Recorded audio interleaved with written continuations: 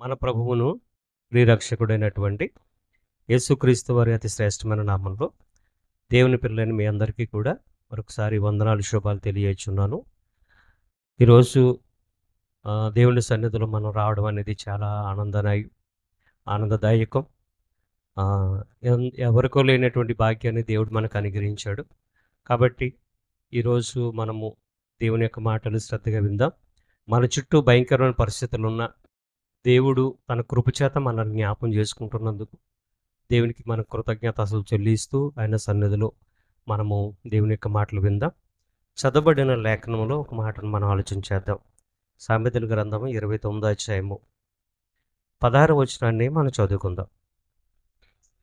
దుష్టులు ప్రబలినప్పుడు చెడుతనమును ప్రబలును, వారు పడిపోవుటను నీతిమంతులు కన్నులారా చూచెదరు. చాలండి. దుష్టులు ప్రబలినప్పుడు ఏమవుతుందంట? నెక్స్ట్ చెడుతనము కూడా ప్రబలుతుంది. అంటే దుష్టులు చేసే పని ఏంటి? చెడుతనమే తప్ప నీతి కార్యాలు చేయరు కదా. దుష్టులు ఏంటంటే ప్రబలినప్పుడు, వాళ్ళు ఎక్కువైపోతున్నప్పుడు వాళ్ళ దుష్ట కార్యాలే కనబడుతుంటాయి. అదే మనం గమనించాలి. సొదొమ గుమ్మర ప్రాంతంలో చూడండి, అక్కడ దుష్టులు ఎక్కువైపోయారు, నీతిమంతులు లోతు తప్ప ఇంకెవరు కూడా కనబడట్లేదు. ఆ దేవుడు ఆ యొక్క ప్రాంతాన్ని నాశనం చేయాలనుకున్నప్పుడు ఆ విషయాన్ని ముందుగా ఎవరికి చెప్పాడు? దేవుడు అబ్రహాం గారు చెప్పాడు. అబ్రహాంకి ఎందుకు చెప్పాలి? దేవుడు తను అనుకున్నది చేసేసుకోవచ్చు కదా. అబ్రహాముకి నేను చెప్పకుండా దాస్తానా అని అబ్రహాంకి ముందుగా చెప్పాడు. ముందు అక్కడికి ఆ ప్రాంతాన్ని నాశనం చేయడానికి ముందు దేవుని యొక్క వార్త దూతల ద్వారా అబ్రహాం దగ్గరికి వచ్చింది. అప్పుడు అబ్రహాం అడుగుతాడు, ప్రభువా, ఆ ప్రాంతంలో ఒక 50 మంది నీతిమంతులు ఉంటే నాశనం చేయకుండా ఉంటావా? రిక్వెస్ట్ చేస్తున్నాడు. ఓకే, చేస్తాను. 45 మంది, 40 మంది, చూసారా సంఖ్య తగ్గిపోతుంది. 5గురు ఉన్నా నువ్వు రక్షించవా అంటే, 5గురు ఉన్నా నేను కాపాడుతాను అన్నాడు. కానీ 5గురు కూడా లేరు అక్కడ, ఒక లోతు ఉన్నాడు. కానీ ప్రియమైన వాళ్ళరా, ఆ ప్రాంతాన్ని అంతా కూడా అగ్నిగంధకాలతో దేవుడు దహింపజేశాడు. ఈ వచనం చదువుతున్నప్పుడు మనకి చాలా సందర్భాలు జ్ఞాపకం రావాలి, చాలా సందేహాలు కూడా మన మదిలో ఉండాలి. కాబట్టి ప్రియమైన వాళ్ళరా, దుష్టులు ప్రబలుతున్నప్పుడు వాళ్ళ కార్యాలే ప్రబలుతాయి. అదే నీతిమంతులు ప్రబలుతున్నప్పుడు నీతి కార్యాలే కనబడుతుంటాయి. ఒక్కసారి మనము ఈ వచనాన్ని ఆలోచన చేద్దాం. దేవుడు గత వారం మనం విన్నాం, దేవుడు ఎంత నమ్మదగిన వాడు అనేసి. ఆ వచనాన్ని మనం ఆధారం చేసుకొని మరొక సందర్భంలో, మరొక కోణంలో మనం జ్ఞాపం చేసుకుందాం. తిమోతి రాసిన 2వ పత్రిక, తిమోతి గారికి పౌలు గారు రాసిన 2వ పత్రిక 2వ అధ్యాయం 13వ వచనం. మనము నమ్మదగిన వారమైనను ఆయన నమ్మదగిన వాడిగా ఉండును, ఆయన తన స్వభావమునకు విరోధముగా ఏదియూ చేయలేడు అంటాడు. చాలా బాగుందండి మాట. అయితే మనము నమ్మదగిన వారమైనను ఆయన నమ్మదగిన వాడిగా ఉన్నాడు. ఆయన అనగా దేవుడు, ఇంకా చెప్పాలి అంటే నీ తండ్రి తన స్వభావానికి విరోధంగా ఏదియూ చేయలేడు అంటున్నాడు. కాబట్టి తన అనుకున్నది మాత్రమే, ఏదైతే దేవుడు తన మనసులో నిశ్చయించుకున్నాడో అది ఖచ్చితంగా చేసి తీరుతాడు. మనలాగా మనసు మార్చుకోడు. దేవుడు ఏదైతే అనుకున్నాడో అది చేస్తాడని ఖచ్చితంగా. మనమైతే మాట తప్పుతాము, అలాగే సందర్భాన్ని బట్టి మన యొక్క మాట తీరు మారిపోతుంది. కానీ దేవుడు అటువంటి వాడు కాదు. కాబట్టి నమ్మదగిన వారమైనగా ఉన్న మనలను కూడా ఆయన ఎంతగా ప్రేమించాడు అని అంటే, తన ప్రియమైన కుమారుడైనటువంటి యేసుక్రీస్తు వారిని కూడా మన కోసం పంపించాడు అని అంటే ఎంతగా మనల్ని ప్రేమిస్తున్నాడు అనే విషయాన్ని మనం గమనించాలి. కాబట్టి ప్రియమైన వాళ్ళారా, ఈ జనవరి 5వ తేదీ నుండి జరుగుతున్నటువంటి వార్తలు మీ యొక్క దృష్టి కూడా వచ్చే ఉంటాయి. అమెరికా దేశంలో కాలిఫోర్నియా రాష్ట్రంలో, అలాగే లాస్ ఏంజల్స్ అనే ప్రాంతంలో కారు చిచ్చు ఎంత ప్రమాదానికి దారితీసిందో మనం అందరం చూసాం. మీరందరూ కూడా ఆ యొక్క వీడియోస్ మీరందరూ కూడా చూశారు. ఎవరన్నా చూడలేదండి? మీరు చూడలేదా? ఓకే, చూపిస్తాను మీకు. కారు చిచ్చు ఎంత ప్రబలిపోయిందో మన అందరికీ తెలిసిందే, అందరికీ తెలిసిన విషయమే. కానీ కొంతమంది సేవకులు ఈ యొక్క కారు చిచ్చు మీదే ప్రసంగాలు చేస్తున్నారు. దేవుడే ఉగ్రతను కురిపించాడని కొంతమంది, వాళ్ళకి బాగా బుద్ధి జరిగింది, శాస్త్ర జరిగిందని కొంతమంది, దేవుడు ఉన్నాడు, ఈ యొక్క కార్యక్రమం ద్వారా దేవుడు తను ఉన్నాడు, తన ఉనికిని కలిగించాడు అనే విషయాలు కూడా చాలామంది బోధించారు. మరికొంతమంది అయితే దేవుడు ప్రేమమయుడు కదండి, దేవుడు కృప కలిగిన వాడు కదండి, పాపము ఎక్కడైతే విస్తరిస్తుందో అక్కడ తన కృపను అపరిమితంగా విస్తరింపజేస్తానని చెప్పాడు కదా, దేవుడు ఎందుకు అంత ఉగ్రతకు తన మనసును అలాగా చేయాలని అనుకుంటాడని కొంతమంది మాట్లాడారు. మరి రెండు కోణాల్లో ఆలోచన చేస్తే మనకు న్యాయం అనిపిస్తుందండి. మరి దేవుడు లేడు అన్నారు వాళ్ళు. అన్నందుకు దేవుడికి కోపం వచ్చి దేవుడు దహింపజేశాడు అన్నారు. కానీ ఇది ఎంతవరకు వాస్తవం అనేది కూడా మన లేఖనాల్లోకి వెళ్ళి ఆలోచన చేయాలి. కానీ ప్రియమైన వాళ్ళారా, మనము చాలా జాగ్రత్తగా ఆలోచన చేయగలిగితే మనము ఎక్కడో అమెరికా వాళ్ళ గురించి అక్కడ జరిగిందనేసి, లాస్ ఏంజల్స్ సిటీలో జరిగిందనేసి మనం మాట్లాడుకుంటున్నాం ఏంటి. మరి మన పరిస్థితి ఏంటి? మనం ఎప్పుడైనా ఆలోచన చేసుకున్నామా? నేను చెప్పేది ఏంటంటే, ఎక్కడైనా ఒక ఉపద్రవం జరిగిందనుకోండి, మన గురించి మనం ఆలోచన చేసుకోవాలి. అక్కడ వాళ్ళకి దేవుడు ఒకవేళ దేవుడే కురిపించాడు అనుకుందాం, కొద్దిసేపు దేవుడు ఉగ్రతను కురిపించాడు అనుకుందాం ఏంటి. ఒకవేళ దేవుడు ఉగ్రత కురిపిస్తే రేపన్న రోజున వాళ్ళలాగే మనం ఉంటే మన పరిస్థితి ఏంటి అనే ఆలోచన మనకు ఉండాలా వద్దా చెప్పండి? కనీసం మన ఆలోచన ఉండాలా? ఖచ్చితంగా ఉండాలి. దేవుడు ప్రియమైన వాళ్ళరా, వాళ్ళు మాట్లాడుకున్నది మీరు అందరు కూడా విన్నారు ఏంటి. మనం ఇంత అభివృద్ధి చెందడానికి గల కారణం ఎవరు? దీనికి ఎవరు కారణం అంటే, కొంతమంది వాళ్ళు డైరెక్టర్స్ కానీ ఈ రోజుకే ఓట్లు వేశారు, కొంతమందికి ఏమో వాళ్ళ తల్లిదండ్రులు ఓట్లు వేశారు, తర్వాత దేవుడికి ఎవరు ఓట్లు వేయలేదు. కానీ ఒక్కడన్నా నిలబడాలి కదా అనిపించిందండి నాకు. అక్కడ గోల్డెన్ గ్లోబ్స్ ప్రధాన వార్షికోత్సవం జరిగింది అక్కడ జనవరి 5-6 తేదీల్లో. కానీ కనీసం ఒక్కడైనా దేవుడు ఉన్నాడు అనే విషయాన్ని, ఆ దేవుడు వలన మనం ఉన్నామని ఒక్కళ్ళన్నా చెప్తారేమని చూసాం. కానీ ఎవరు కూడా ఆ మాట చెప్పలేదు ప్రియమైన వల్ల. నాకు చాలా బాధ అనిపించిందండి. ఎందుకు నిజంగా అనిపించిందంటే, కానీ దేవుడి కోసం దేవుణ్ణి తెలిసిన దేశమే కదా అది ఏంటి, దేవుణ్ణి కలిగిన దేశమే కదా. కానీ ఒక్కళ్ళు కూడా ఆ మాట అనలేదా అని అంటే, ఒక్కళ్ళు కూడా ఆ మాటను వాళ్ళు మాట్లాడలేదండి దేవుడి గురించి. ఆ విషయంలో అయితే నాకు బాధ కలిగింది. 2025 జనవరి 5-6 తారీఖులు అది 82వ సార్వత్రిక గోల్డెన్ గ్లోబ్స్ హాలీవుడ్ అవార్డ్స్ ప్రధానోత్సవ కార్యక్రమ సంబరాలు ఆకాశాన్ని అంటేనంతగా లాస్ ఏంజల్స్లో జరిగినాయి. అంటే ఇవి ఇటువంటి అవార్డ్స్ అన్నీ కూడా హాలీవుడ్, టాలీవుడ్ ఈ వుడ్లు ఏవైతే ఉన్నాయో అన్ని ప్రాంతాల్లో కూడా జరుగుతాయి. అలాగే టీవీ కార్యక్రమాలు పురస్కరించుకొని కూడా అవార్డు కార్యక్రమాలు జరుగుతాయి. కానీ ప్రియమైన వాళ్ళు అన్నది ఆ యొక్క వాళ్ళు ఎప్పుడైతే మన అభివృద్ధి చెందడానికి గల కారణం మన తల్లిదండ్రులని, లేకపోతే వాళ్ళ సొంత ఆలోచన చెప్పారు. కానీ ఒక్క మాట వాళ్ళు కనీసం దేవుడి గురించి మాట్లాడుతుంటే బాగున్ను అని అనిపించిందండి. వాళ్ళు ఒకటే మాట్లాడారు. ఏమని మాట్లాడారు అంటే, universal God creation zero mention అన్నారు. దేవుడికి ఒక్క ఓటు కూడా పడినంత మాత్రాన దేవుడు కాకుండా పోతాడా చెప్పండి? ఆ మాట అనేటప్పటికీ సభంతా కూడా చాలా పళ్ళుమని నవ్వారండి. ఒకేసారి అందరు కూడా నవ్వారు. కానీ అలాగా హేళనగా నవ్వినంత మాత్రాన దేవుడు ఎక్కిరింపబడతాడా? ఎక్కిరింపబడడు. గలతీ రాసిన పత్రిక 6వ అధ్యాయము 7వ వచనంలో పౌలు గారు మాట్లాడుతున్నాడు. దేవుడు చక్కటి విషయం మనకు తెలియజేస్తున్నాడు.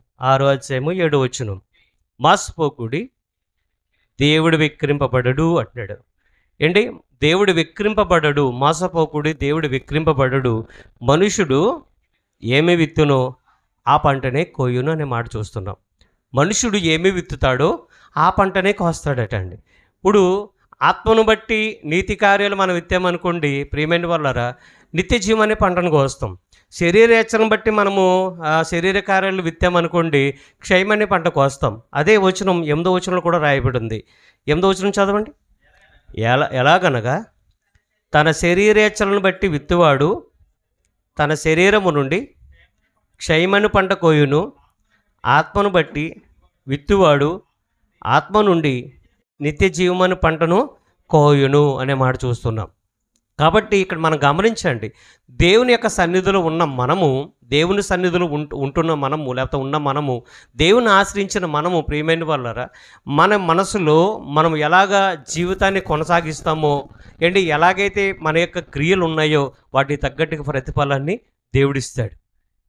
ఒక వచనం బాగా ఆలోచింపజేస్తుందండి ప్రకటన గ్రంథంలో. ఆయన అంటాడు, నీతిమంతుడైన వాడిని నీతిమంతుడిగా ఉండనివ్వండి. ఏంటి చెడ్డగారాలు చేస్తున్నవాడిని చెడ్డగానే ఉండనివ్వండి.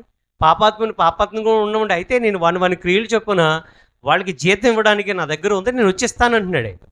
కానీ ప్రియ సహోదరి సహోదరులారా, ఒక్క మాట అండి, దేవుణ్ణి ఏదన్నా అన్నా నాకైతే బాధ కలుగుతుందండి.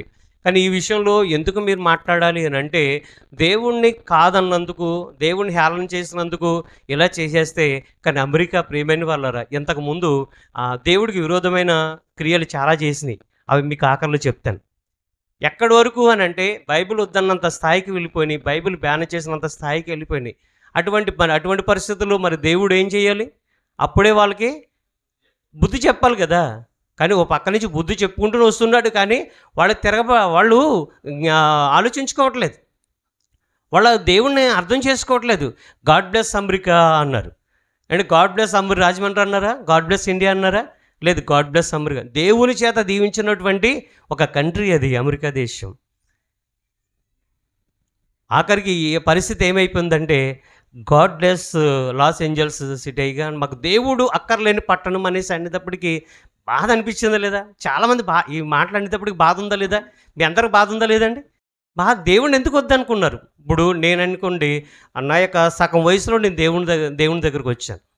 నాకు ఇంచుమించుగా ఒక 16-18 సంవత్సరాల వయసులో నేను ప్రభుని నమ్ముకున్నాను.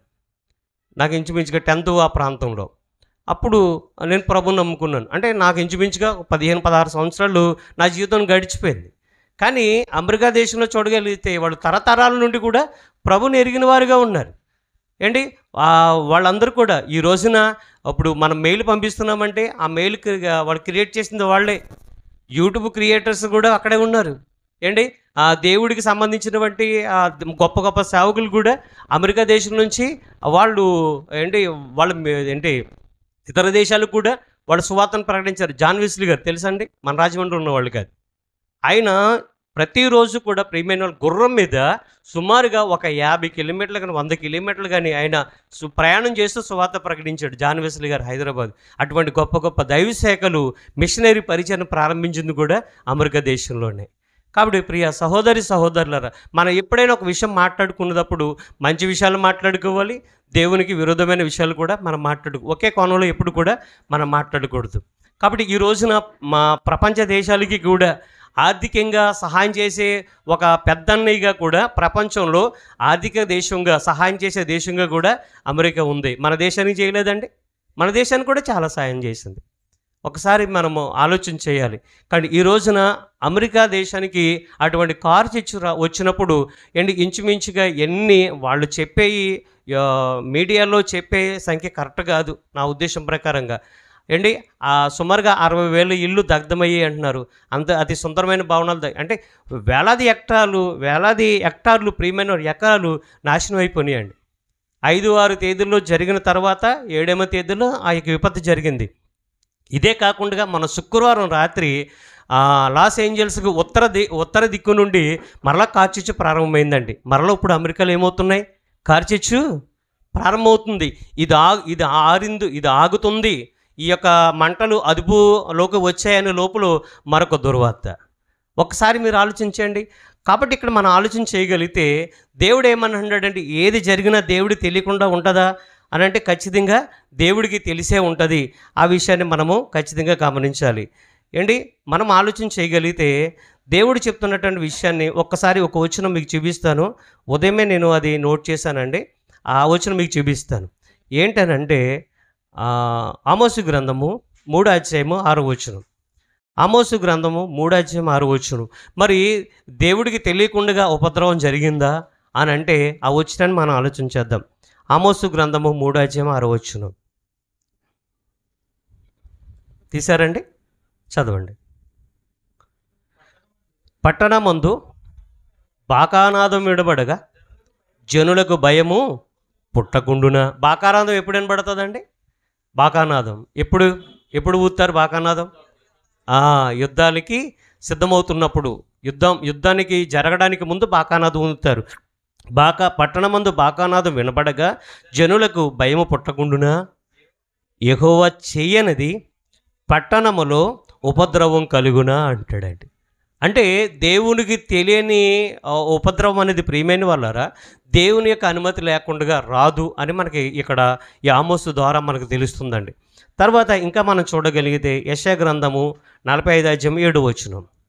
యెషయా గ్రంథము 45 అధ్యాయం 7 వచనం. యెషయా గ్రంథము 45 అధ్యాయం 7 వచనం చదువుకుందాం. నేను వెలుగును సృజించేవాడను, అంధకారమును కలుగజేయవాడను, సమాధానకర్తను, కీడును కలుగజేయవాడు నేనే, యెహోవాను నేనే, వీటినన్నిటినీ కలుగజేసేవాడును నేనే అంటున్నాడండి. అంటే ఇక్కడ మనం చూడగలిగితే వెలుగును సృజించిన వాడును నేనే, అంధకారమును కలుగజేయవాడును నేనే, సమాధానకర్తను నేనే, కీడును కలుగజేయవాడును నేనే, యెహోవాను నేనే, వీటన్నిటిని కలుగజేశాను అంటున్నాడండి. అంటే ఇప్పుడు ఈ వచనాన్ని బట్టి కూడా అమెరికా దేశానికి కీడు వచ్చింది అని చెప్పడానికి సాధ్యమేనంటారా? ఇంకా మనం చూడగలిగితే అండి విలాప వాక్యములు 3 అధ్యాయం 38 వచనం. విలాప వాక్యములు 3 అధ్యాయం 38 వచనం. మహోన్నతుడైన దేవుని నోట నుండి కీడును మేలును బయలు వెళ్ళును కదా అన్నాడు. అంటే దేవుడు మేలు చేసేవాడనా కీడు చేసేవాడనా? చెప్పాలి అందరూ కూడా మేలు చేస్తారు. మరి ఈ వచనాల్లో ఆ కీడు కూడా ఆయన ద్వారా జరుగుతుంది అని అంటున్నారేంటి? మరి భక్తులు అబద్ధమాడతారా? అబద్ధమాడతారు. బైబిల్ ఏమైనా తప్పు రాయబడిందా? రాయబడలేదు. ఎందుకనంటే దేవుడు ఒక మాట చెప్తున్నాను, దేవుడు హృదయపూర్వకంగా ఎవ్వరికి ఉపద్రవాన్ని కలిగించాడు. దేవుడు హృదయపూర్వకంగా ఎవరికి కూడా హాని తలపెట్టడు. దేవుడు హృదయపూర్వకంగా ఎవరిని నాశనం చేయాలనుకోడు. వారు నాశనం అవుతున్నారు అని అంటే దానికి కారకులు దేవుడు కాదు, వాళ్ళే. ఇందాక మనం జ్ఞాపం చేసుకున్నాం, సొదొమ గొమొర్రా పట్టణాలలో దేవుడు అగ్నిగంధకాలతో ధ్వంసం చేశాడు అంటున్నాం. మరి దానికి కారకులు ఎవరు? దేవుడా వాళ్ళే. మరి నోవాహు కాలంలో జలప్రలయం వచ్చి మొత్తం పర్వతాలన్నీ మునిగిపోయినట్టుగా ఇంచుమించుగా 150 రోజులు అనుకుంటండి అక్కడ నీరు అలాగ నిలబడిపోయింది. అంతలాగా ప్రచండ వర్షాన్ని కురిపించి భూమి మీద సమస్త జీవరాశులు, మనుషులతో పాటు జీవరాశులు అందరూ కూడా లేకపోవడానికి గల కారణం దేవుడా? నోవాహు జీవించిన కాలంలో ఆ ప్రజలు వాళ్ళ క్రియలు. కాబట్టి ఒకసారి మనం దేవుణ్ణి మనము తప్పుగా ఆలోచించడానికి అసలు 0.00% కూడా లేకపోతే 0.011% కూడా అవకాశం లేదు. దేవుడు ఎట్టి పరిస్థితుల్లో కూడా ఎవరు నాశనం చేయాలని అనుకోడు. కానీ ప్రియమైన వాళ్ళారా, దేవునికి విరోధంగా జీవించినప్పుడు వాళ్ళకు బుద్ధి కలగజేయడానికి ప్రియమైన వాళ్ళారా అప్పుడప్పుడు ఇటువంటి ప్రళయాలు వస్తుంటాయి. ఒక్కసారి మనము అమెరికా దేశం గురించి ఆలోచిస్తున్నాము, ఒక్కసారి మనం గురించి అమెరికా దేశం గురించి ఆలోచించేటప్పుడు కూడా మన గురించి కూడా మనము ఆలోచన చేసుకుందాం. అక్కడైనా దుర్మార్గులు ఇక్కడ లేరండి? అక్కడ మంచివాళ్ళు ఉన్నారు, అమెరికా దేశంలో కూడా మంచివాళ్ళు ఉన్నారు, ఇక్కడ కూడా మంచివాళ్ళు ఉన్నారు. నిన్న నేను న్యూస్ చూస్తున్నప్పుడు సుమారుగా 30 మంది ఎంతమందో ఆ యొక్క అగ్నిలో చనిపోయినట్టుగా సమాచారం. మరి ఎంతమంది చనిపోయారో తెలియదండి నాకైతే, వాళ్ళు ఇచ్చిన సమాచారం ప్రకారంగా. సుమారుగా శుక్రవారం రాత్రి నుండి శనివారం పగల వరకు సుమారుగా 9,400 ఎకరాలు మొత్తం అంతా కూడా అగ్నితో కాల్చబడ్డాయి అని చూస్తున్నాం. మరి ఇంత విపత్తు జరుగుతున్నప్పుడు అమెరికా దేశము చాలా పెద్ద దేశము, అగ్రగామి అన్ని ఏర్పాట్లు కలిగినది. వాళ్ళ దేశం మీద యుద్ధానికి వస్తే ఆ అణుబాంబులు సైతం కూడా వాళ్ళ దేశం మీద అటాక్ చేయకుండా వాళ్ళ భద్రత కలిగిన దేశం, సైన్యం ఎక్కువగా కలిగిన దేశం, మంత్రివర్గం ఎక్కువగా ఉన్న దేశము, రాష్ట్రాలు ఎక్కువగా ఉన్న దేశం అది. కాబట్టి ఆలోచన చేయండి, ఇంత గొప్ప దేశంగా ప్రపంచ దేశాల్లో అందరికీ కూడా ఒక పెద్ద దిక్కుగా ఉన్నటువంటి ఆ దేశానికి ఈరోజు కష్టం వస్తే మనం ఏం చేయాలి? కనీసం సానుభూతి అన్నా చూపించాలి వద్దా? అమెరికా దేశం గురించి పక్కన పెట్టండి, మన పక్క రాష్ట్రమైనటువంటి మణిపూర్కి కష్టం వచ్చినప్పుడు మీరందరూ కూడా స్పందించారా లేదా? వాళ్ళు ఎవరికో కష్టం వచ్చినప్పుడు మాకెందుకని అనుకున్నారా? మన దేశంలో మన భారతీయులైనటువంటి ఒక రాష్ట్రం వారికి కష్టం వచ్చింది, ఇబ్బందులు ఉన్నప్పుడు, వాళ్ళ ఆకలితో ఇబ్బంది పడుతున్నారు అన్నప్పుడు నేను వెళుతున్నప్పుడు మీరందరూ కూడా నన్ను పంపించారు. నాకు చాలామంది కూడా సహాయం చేశారు. అటు తణుకు ప్రాంతంలో ఉన్న దేవుని సేవకులు టీజం వాళ్ళు కానివ్వండి, అదేంటి వాట్సాప్ ద్వారా పరిచయం అవుతున్నటువంటి ఆ యొక్క గ్రూపుల ద్వారా కానివ్వండి, చాలామంది కూడా నాకు సహాయం పంపించారు. వాళ్ళకి నేను పట్టికలను అందించడం జరిగింది. మీ అందరికి తెలిసిందే. అంటే పక్క రాష్ట్రం వాళ్ళకి కష్టం వస్తేనే మనం స్పందించినప్పుడు, మన సానుభూతి పలికినప్పుడు, మరి పరాయి దేశానికి కష్టం వచ్చినప్పుడు మన సానుభూతి పలకాల వద్దా?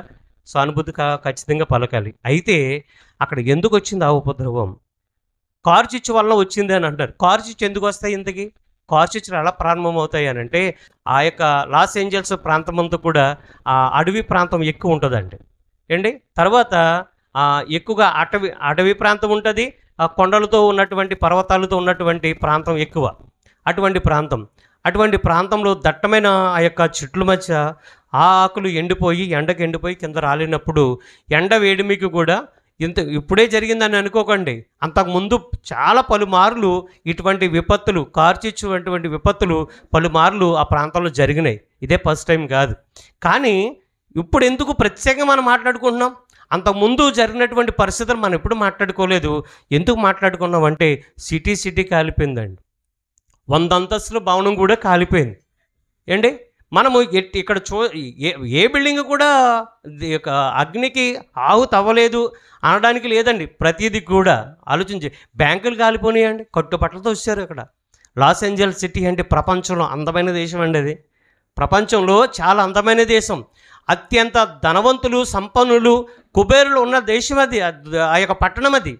అటువంటి పట్టణంలో ఇటువంటి విపత్తు జరిగిందంటే ఒక్కసారి మనం ఖచ్చితంగా ఆలోచన చేయవలసిందే. లేఖనాల్లోకి వెళ్ళి మనం చూద్దాం. యెషయా గ్రంథము 1వ అధ్యాయము 2, 3, 4 వచనాలు చదువుకుందాం.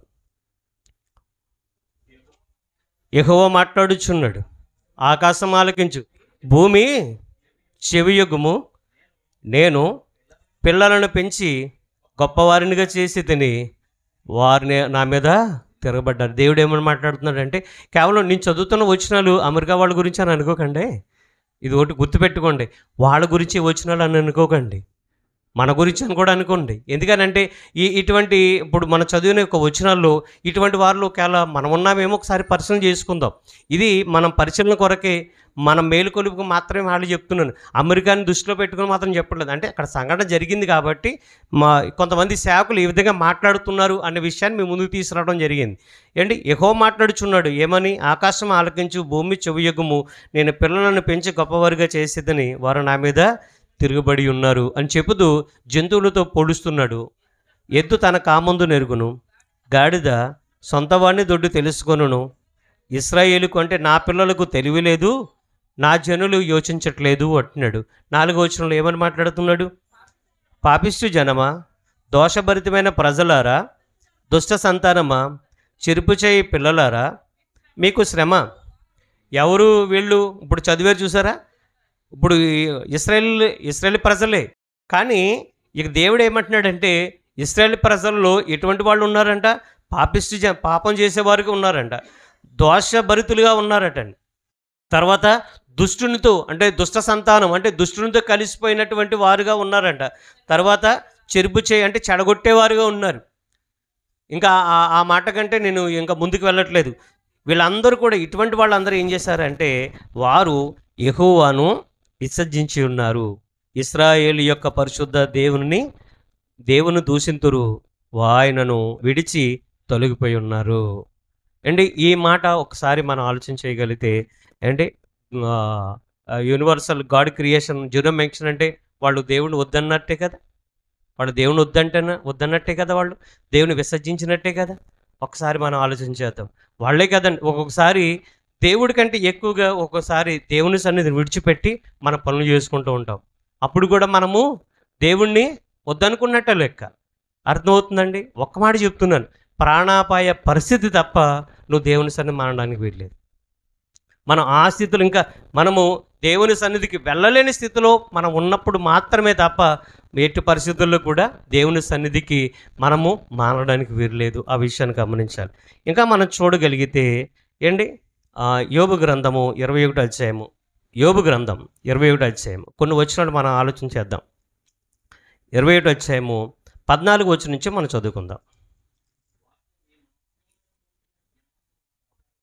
వారు నీ మార్గను గూర్చిన జ్ఞానం మాకు అక్కర్లేదు, నీవు మమ్మును విడిచి పొమ్మని దేవునితో చెప్తారటండి. ఎటువంటి వాళ్ళు వీళ్ళు? ఏంటి, నీ మార్గమే నాకు వద్దు, నువ్వే వద్దు అంటున్నారటండి. దేవుడే నువ్వు నాకు వద్దు బాబోయ్ నువ్వు వెళ్ళిపో అనేసి దేవుడితోనే చెప్తున్నారంట. ఇంకా మనం ఆలోచన చేయగలిగితే ఇంకేమంటున్నారు? మేము ఆయన సేవించుటకు సర్వశక్తుడు వాడెవడు. ఏంటి ఈ పదం చూసారా? దేవుని ఎంత అగౌరవపరిచేటట్టుగా ఉంది. మనల్ని నువ్వు అంటేనే మనం ఒప్పుకోం, మన ప్రాంతంలో నువ్వు అంటే మనం ఒప్పుకోం. అదే అనంతపురం కొంచెం రాయలసీమ ప్రాంతంలో నువ్వు అంటే అది వాడికి మాదం. మనక్కడ నువ్వు అంటే ఏంటి నువ్వు అంటున్నావు అని కోపం వచ్చేద్దాం మనకి. నువ్వు అంటే ఏకవచనమండి. అది అది అపార్థం చేసుకునే పదం కాదు. నువ్వు అంటే ఏకవచనం, మనతోనే మాట్లాడుతున్నట్టు అనమాట. అది మనకి ఎలాగుందంటే ఎప్పుడు అలవాటు లేని పదం కదా, కాబట్టి మనకేంటి ఏంటి నువ్వు అని అంటున్నావు అని అనుకుంటాం. కానీ ప్రియ సహోదరి సహోదరులారా, కొన్ని ప్రాంతాల్లో, కర్నూలు ప్రాంతాలను కూడా నువ్వు అంటారు. అండ్ ఒకసారి కడప ప్రాంతానికి సువార్తకి వెళ్ళినప్పుడు ఆయన అక్కడ నువ్వు అనే పదం ఎక్కువ పడుతుంటే నాకు కొంచెం ఇబ్బంది అనిపించిందండి. అప్పుడు అన్నాను, అక్కడ నన్ను పిలిచినటువంటి అన్న కొంచెం ఆయన నువ్వు అన్న మా నాయన అది కొంచెం అనొద్దండి అంటే, మీకు అలవాట్లేని పదం కదన్నా అనేసి. మళ్ళీ వచ్చి నువ్వు రెడీ అయిపోయావా అంటున్నారు. నువ్వు సిద్ధమైపోవా అంటే, నువ్వు అనే పదం ఏకవచనం అంటే ఒకళ్ళతో మాట్లాడుతున్నట్టు అనమాట. ఇక్కడ ఈ పదం చూసారా, అది ఎంత గౌరవంగా ఉందో చెప్పండి. మరలా చదువుతాం అన్నమాట. మేము ఆయనను సేవించుటకు సర్వశక్తు గలవాడు ఎవడు, వాడెవడు అంటున్నారు. ఏంటి ఇది ఎంత అగౌరవమైన పదం? ఒకసారి వాడు గీడు అనొచ్చా దేవుడు? నీ తండ్రే కదా. భూ సంబంధమైన తండ్రుల్ని మనం అలా పిలుస్తామండి? అలా పిలవం. కొంతమంది పిల్లలు నాన్నగారు అని పిలుస్తారు అక్కడక్కడ. ఇప్పుడు అలా పిలిచేవాళ్ళు ఉన్నారా? లేరు. ఇప్పుడు అలా పిలిచేవాళ్ళు ఉన్నారా? లేరు. నాన్నగారు అని పిలిచేవాళ్ళు ఎవరు లేరు. ఇక్కడ మనం ముందుకు చదివితే, మేము ఆయనను గూర్చి ప్రార్థన చేయుట చేత మాకేమి లాభం కలుగును అని వారు చెప్పుదురు. అంటే ప్రార్థన చేయడం వలన కూడా మనకు లాభం అండి. ఈ రోజున కొన్ని ప్రార్థనా గ్రూపులు ఉన్నాయండి. కాకినాడలోను, రాజమండ్రిలోను కొన్ని ఇలాగా ప్రార్థనా గ్రూప్స్ ఉన్నాయి. ఆ ప్రార్థనా గ్రూప్స్ ఏంటంటే, వాళ్ళు రోజుకి 1 గంట వెళ్ళి ప్రార్థన చేయాలి. గంట వెళ్ళి ప్రార్థన చేయాలి. 2 గంటలు ప్రార్థన చేస్తే వాళ్ళకి రోజుకి 200 ఇస్తారండి. గంట ప్రార్థన చేస్తే 100 ఇస్తారు. 2 గంటలు ప్రార్థన చేస్తే 200 ఇస్తారనమాట. వాళ్ళు కొన్ని అంశాలు ఇస్తారు. అంశాలన్నీ కూడా వాళ్ళు ఏం చేస్తారు, రికార్డ్ చేసి వాళ్ళు పంపిస్తారు. కాబట్టి వాళ్ళు ఏం చేస్తారు, అవతల వాళ్ళు కొంత సహాయాన్ని వీళ్ళకి పంపిస్తారు. ఈ రోజున ప్రేయర్ టవర్స్లో జరుగుతున్నది ఇదే. మీకు తెలుసో తెలీదో. ఏంటి, మీరు ప్రార్థన చేసుకుంటే దేవుడు విండా? ఖచ్చితంగా దేవుడు ఉంటాడు. ఇప్పుడు సంఘంలో కూడా మనం ప్రార్థన చేస్తాం, కానీ సంఘ ప్రార్థనలు దేవుడు వింటాడు. మీరు వ్యక్తిగతంగా మీరు ప్రార్థన చేసుకున్నా దేవుడు వింటాడు. అలాగని సంఘ ప్రార్థనలు కాదు అని మీరు ఎప్పుడు కూడా వాటిని తక్కువ చేయొద్దు. సంఘం అంతా కూడా కలిసి ఒక విషయం గురించి ప్రార్థన చేస్తే దేవుడు తన చిత్తమైతే మనకి జవాబును అనుగ్రహిస్తాడు. ఇంకా మనం చూడగలిగితే ప్రియమైన వాళ్ళారా, వారి క్షేమము వారి చేతుల్లో లేదు. అమెరికా వాళ్ళదే కాదండి, ఆఫ్రికా వాళ్ళదే కాదు, ఇండియా వాళ్ళదే కాదు, ప్రపంచంలో ప్రతి మనిషి యొక్క క్షేమము వాళ్ళ చేతుల్లో లేదు. వాళ్ళ క్షేమం ఎవరి చేతుల్లో ఉంది? దేవుని చేతుల్లో ఉంది. టీవీ రిమోట్ మన చేతుల్లో ఉన్నట్టుగా మన జీవితం ఆయన చేతుల్లో ఉంది అనే విషయాన్ని మనం గమనించాలని కోరుతున్నాను. కాబట్టి ప్రియ సహోదరి సహోదరులారా, ఇంకా మనం చూడగలిగితే 18వ వచనం చదువుతాండి. 18వ వచనం, వారు తుఫాను ఎదుట కొట్టుకొని పోవు చెత్తవలెను, గాలి ఎగరగొట్టు పొట్టువలను ఉండునట్లు ఆయన కోపపడి వారికి వేదనలు నియమించుట అరుదు కదా. అంటే దేవుడట వేదనలు నియమించుట అరుదు. అంటే నియమిస్తాడా? నియమిస్తాడు కానీ అరుదు. మరొక చోట కీర్తన గ్రంథం ఒక మాట ఉంటుందండి, ఆయన కోపము నిమిషం మాత్రం ఉంటుంది, ఆయన దయ ఆయుష్కాలం ఉంటుందంటండి. కాబట్టి దేవునికి కోపం రావడం అరుదు. అది కూడా దేవునికి కోపం రప్పించే వాళ్ళని బట్టి ఉంటుంది. ఏంటి, మీరు అనుకోవచ్చు మనిషి దేవునికి కోపం రప్పించేది ఆయన కోపడిపోలా అంటే. కానీ ఒక మాట చెప్తున్నాను ప్రియమైన వాళ్ళారా, ఆయన ఎంత దీర్ఘశాంతుడు అని అంటే, మనము ఆయనకి ఎన్ని విధాలుగా ఆయన బాధ పెట్టినా భరిస్తూనే ఉన్నాడు. ఆయన కుమారుడని క్రీస్తుని మన కోసం పంపించాడు అని అంటే ఎంత గొప్ప త్యాగమూర్తి అండి ఆయన. మన పిల్లలను మనం అలాగా చేయగలుగుతాం చెప్పండి? చేయలేం కదా. మరి పరమ తండ్రి మనల్ని ప్రేమిస్తున్నటువంటి ప్రియమైన తండ్రి తను ఎంతో ఇష్టమైన కుమారుడిని మన కోసం పంపించాడు అని అంటే మనల్ని ఎంతగా ప్రేమించాడో ఒకసారి ఆలోచించండి. కాబట్టి ఇంకా మనం చూడగలిగితే ప్రియ సహోదరి సహోదరులారా అండి, 20వ వచనం చూద్దాం. 20వ వచనం, వారే కన్నులారా తమ నాశనము చూతురుగాక, సర్వశక్తుడగు దేవుని కోపాగ్ని వారు త్రాగుదురుగాక. అంటే దేవుడికి ఎప్పుడైనా ఆ యొక్క కోపం రావడం అరుదు అనే మాట మనం చూసాం ఏంటి.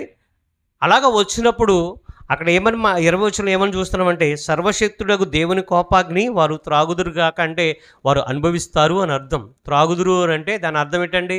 మనం ఏమర్థం తీసుకోవాలి? అనుభవిస్తారు అని అర్థం. కాబట్టి ప్రియమైన వాళ్ళారా, మరి ఆ యొక్క ఉపద్రవం దేవుని వల్ల వచ్చిందో లేదో, నేను వచ్చిందే అని నేను చెప్పట్లేదు, లేకపోతే అది మనుషుల ప్రమేయమని నేను చెప్పట్లేదు, కానీ అక్కడ జరిగినట్టు విపత్తు అక్కడ జరిగింది, వాళ్ళకి జరిగింది అనే దాన్ని ఆలోచించుకోవడం కంటే మనం ఇంకా ఎంత జాగ్రత్తగా ఉండాలి అనే ఆలోచన మీ ముందు పెడుతున్నాను. ఇంకా మనం చూడగలిగితే ప్రియమైన వాళ్ళారా, సామెతల గ్రంథం మొదటి అధ్యాయము 22వ వచనం నుంచి మనం చదువుకుందాం. 22వ వచనం నుంచి చదువుకుందాం. ఎట్లనగా, జ్ఞానము లేని వారులారా మీరు ఎన్నాళ్ళు జ్ఞానము లేనివారుగా ఉండగోరుదురు? అపహాసకులారా మీరెన్నాళ్ళు అపహాసం చేయొచ్చు ఆనందింతురు? బుద్ధిహీనులారా మీరెన్నాళ్ళు జ్ఞానం అసహించుకుందురు? అంటే ఇక్కడ అపహాసకులారా మీరెన్నాళ్ళు అపహాసం చేయొచ్చు ఆనందిస్తారు అని అంటే ఆ రోజు వాళ్ళ జరిగినటువంటి యొక్క గోల్డెన్ గోప్స్ ఆ ఫంక్షన్లో దేవుడు లేడు, దేవుడు మాకొద్దు, దేవుడు లేని సిటీ, దేవుడు అవసరం లేని సిటీ అన్నప్పుడు వాళ్ళు పొక్కమని నవ్వారండి. అంటే దేవుని అపహాసం చేశారు. అపహాసం చేసినంత మాత్రాన దేవుడు ప్రియమైన వాళ్ళరా విక్రింపబడడు. అయితే ఇక్కడ ఏమని అంటున్నారంటే, వాళ్ళు అపహాసం చేస్తే ఏం చేశారు? ఆనందించారు. అప్పుడే కదా. అంతకుముందు పడిన ఓటింగ్కి ఏమైనా వాళ్ళు నవ్వారా, ఆనందించారా? లేదు కదా. ఆ వీడియోని జాగ్రత్తగా మీరు ఆలోచించేయండి. వాళ్ళు ఏం మాట్లాడుతుందో నాకు ఇంగ్లీష్ రాదు కాబట్టి కొంచెం బాగా ఇంగ్లీష్ వచ్చిన వాళ్ళని అడిగితే వాళ్ళు చెప్పిన మాటలు మీకు చెప్తున్నాను. నాకైతే ఇంగ్లీష్ రాదండి. కాబట్టి ప్రియమైన వాళ్ళరా ఏంటి, వాళ్ళు అపహాసం చేస్తూ దేవుడు లేని సిటీ, దేవుడు అవసరం లేని సిటీ అన్నట్టుగా వాళ్ళు అపహాసం చేసినప్పుడు అందరూ కూడా నవ్వారు, నవ్వి ఆనందించారు. అదే మాట ఇక్కడ మనం చూస్తున్నాం. ఏంటి ఏమని రాయబడి ఉంది అక్కడ? అపహాసకులారా మీరెన్నాళ్ళు అపహాసం చేయొచ్చు ఆనందింతురు, బుద్ధిహీనులారా మీరెన్నాళ్ళు జ్ఞానం అసహించుకుందురు. అంటే జ్ఞానం అంటే ఏంటనుకుంటున్నారు? లోక సంబంధమైన జ్ఞానం కాదు. జ్ఞానం అంటే క్రీస్తు వారు, యేసుక్రీస్తు వారండి. దేవునికి సంబంధించినటువంటి మాటలను మనం ఈ రోజున దేవుని యొక్క మాటలను మనసును పెడుతున్నారా చెప్పండి? దేవుని యొక్క మాటలను ఎవరైనా మనసును పెడుతున్నారా? మనసును పెట్టట్లేదండి. అన్ని విషయాలు మనం జ్ఞాపకం పెట్టుకుంటాం, ఒక దేవుని యొక్క మాటలను మాత్రము మనము జ్ఞాపకం పెట్టుకోవట్లేదు. ఇది కాదు ఇలాగ కాదు. దేవునికి సంబంధించినటువంటి మాటలు మన హృదయాలలో మనం జ్ఞాపకం చేసుకోవాలి. అలాగ మనం ఆలోచన చేయగలిగితే ప్రియమైన వాళ్ళరా, ఇంకా మనం కిందకు చదివితే వాళ్ళు ఏమంటున్నారు అని అంటే ఏంటి 27వ వచనం 26వ వచనం చూడగలిగితే, కాబట్టి మీకు అపాయం కలిగినప్పుడు నేను నవ్విదను, మీకు భయం వచ్చినప్పుడు నేను అపహాసం చేస్తానంటాడు. కాబట్టి మనం ఆలోచించవలసిన విషయం ఏంటంటే, ఈ రోజున అక్కడ జరిగింది ఇక్కడ జరిగింది అని అనేకంటే ఒక్కసారి ఇటువంటి పరిస్థితి మనకొస్తే మనం ఏ విధంగా జాగ్రత్త పడాలి, ఏ విధంగా దేవుని యందు భయభక్తులు కలిగి ఉండాలి అనే మాటను మనం చూద్దాం.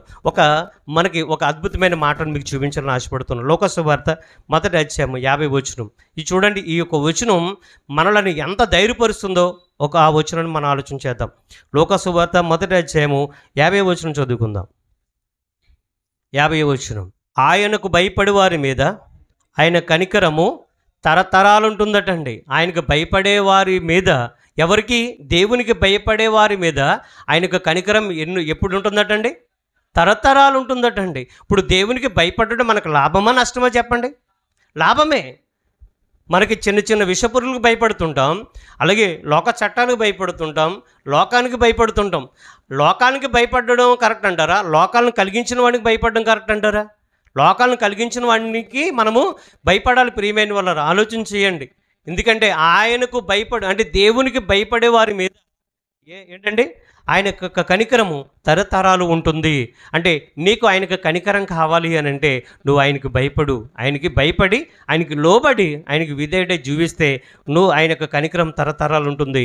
అలాగే సమూయేలు 2వ గ్రంథము 22 అధ్యాయము 26, 27 వచనంలో దయగల వారి మీద దయ చూపిస్తావు, యథార్థవంతుల ఎడల నువ్వు యథార్థంగా ఉంటావు, కఠినుల ఎడల నువ్వు మూర్ఖుల ఎడల నువ్వు వికటంగా ఉంటావు అనే విషయాలు అక్కడ మనకు కనబడుతున్నాయి.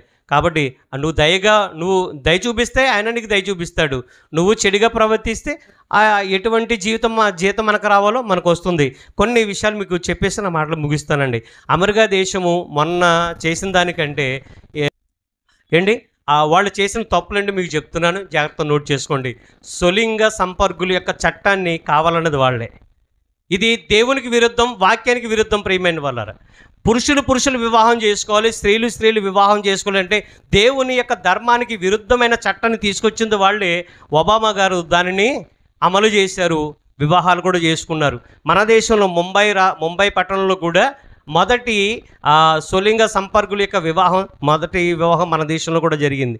అది చాలా భయంకరమైన విషయం. మొట్టమొదటిగా బైబిల్ను లోకానికి చూపించింది వీళ్ళు నిజంగా చెప్పాలి అంటే దేవుణ్ణి గొప్పగా ఆరాధించింది. ముందు తరాలు బాగా ఆరాధించారు, కానీ తర్వాత తరాలు దేవుని వద్దనుకున్నారు.